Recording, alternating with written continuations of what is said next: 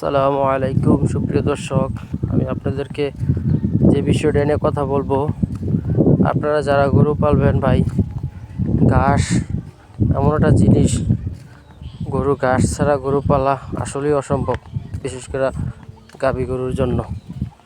তো আমি আপনাদেরকে ভিডিওটা দেখানোর উদ্দেশ্য হলো যে যারা গরু পালবেন নিয়ত করেছেন কী ঘাস লাগাবেন চিন্তা ভাবনা করতেছেন, আমি আমার বাস্তব অভিজ্ঞতা থেকে সাজেস্ট করব যে আপনারা চারা ঘাস লাগাবেন।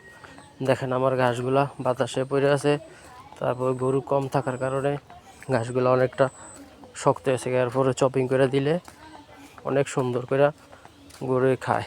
আমি আপনাদেরকে দেখাই যে কি সুন্দর করে চপিং করে দিতেছি আর খাইতেছে। আর এখানে দেখেন আমি ঘাসগুলা কাটলাম, ঘাসের সাথে আপনার ওই যে কিছু খেয়ার দিলাম।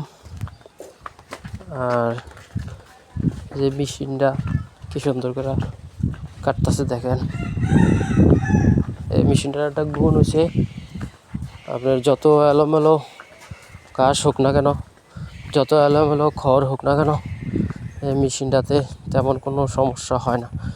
শুধু ব্লেডটা একটু দাঁড় দিলে হয়, আর একটু মাঝে মাঝে মাসে 2-1 বার গ্রিস দিই, এতটুকুই। আজকে 2 বছর ধরে ইউজ করতেছি, আলহামদুলিল্লাহ অনেক ভালোই মেশিনটা আমার কাছে মনে হয়েছে। তো এটা হচ্ছে হাইড্রোলিক সিস্টেম আর কি। তো গাছগুলো কাটতেছি, দেখেন কি সুন্দর করে মেশিনটা কাটতেছে গাছটি। তারপরে মোটামুটি ঘাস কাটা শেষ, দেখছেন কত ছোট ছোট করে, কত সুন্দর করে গাছটা কাটিং হয়েছে।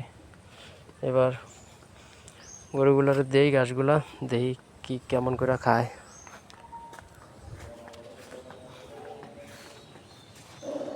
এই যে গরুগুলো দেখছেন কি সুন্দর করে ঘাসটি খাইতেছে।